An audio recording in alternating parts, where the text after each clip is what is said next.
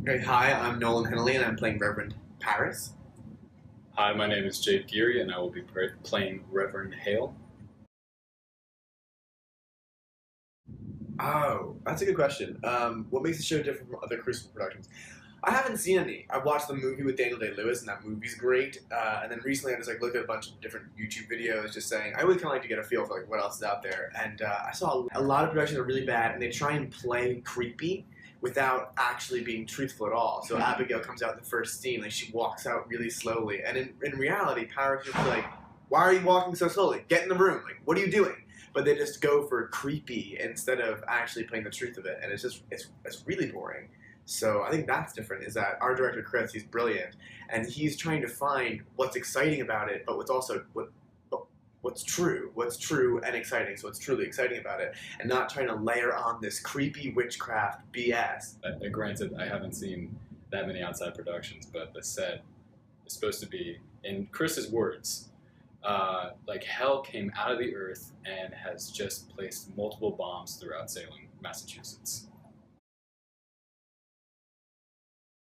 There's funny moments in every rehearsal because Chris is a really animated person, and so often he goes off into little tangents very briefly about a funny thing that's happened to him while working. And it's a lot of fun to hear these stories because we don't get a lot of stories from the business very often, because sometimes people or outside directors or even directors here, they always think that we don't want to hear that we're bored or we think they're showing off. And the truth of the matter is sometimes it's nice just to hear fun things or to learn things from actual stories that have happened to people. And Chris isn't afraid to share those, and he tells them so quickly and so excitedly that it doesn't really waste any time. And so most of the funny moments from rehearsal come from Chris telling us really great stories. Exactly that.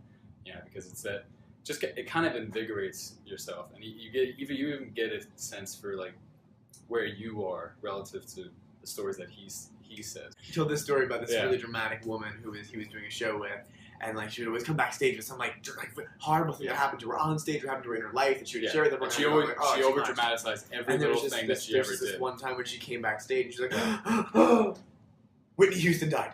Yeah, right before an actor was supposed to go on. And the actor came off afterwards. And he was just why would you tell me that? Okay, all right, she died, but not a big deal. And so it's just funny. He's always sharing stuff like that with us, so it's fun. Working with an iconic playwright, a lot of times, you get an idea of what it's supposed to be like or how it should be performed just based on the idea of the playwright's work. And a lot of times, that can inhibit you because you kind of fence yourself off from, at first, from having any kind of genuine, intuitive moments with the text itself. And and that's the beauty of those kind of rehearsals with an iconic playwright. It's the more you do it and the more you go through it, you start finding more and more hidden gems within the piece that you never thought of before, because you had such I'm trying to think of how I would describe it, but an abridged I know what you're saying. Yeah, sense you feel of the author's work. You feel sort of fenced in because there is this certain perception of it, right, in the way it exists. And in another way, I think that I agree with him totally, and also disagree because it's sort of liberating. Yeah. Because you take this text, this play that everyone refers to as a book. So anybody who talks about, I read that book in high school. It's like, great, it's a play, it's not a book. Yeah. And then you say, well, I'm going to live it out now, and I'm going to be one of those characters for you. And when you see it, that might be the first time they've ever seen it ever. Yeah. On stage, it's really cool because then we're the defining characters that are playing Paris and Hale.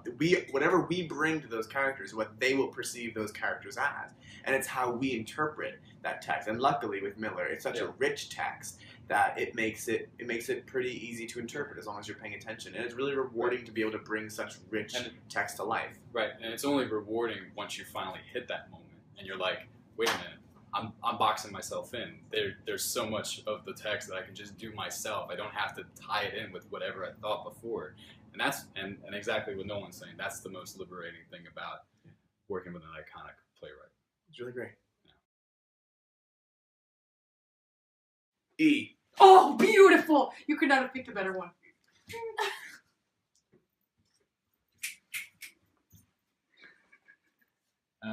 Ready? S? No.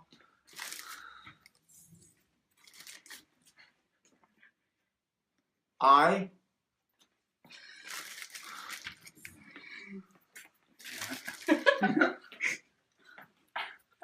T? Oh, God damn, come on. I know you're Okay. N. Why did you give me one? Okay. I thought you were doing each time. I'm no clue to this. Oh, is it O? I thought you had to put it down for each person wrong. No, you put it in one for Oh, God, it's not number. It's Oh, I not did number. forget next week. I'm sorry, there's another one here. Sorry. What's the last letter of the alphabet? You gonna hit it now? Oh, Z? Did you say Z? Freeze beer! Yeah! Freeze beer!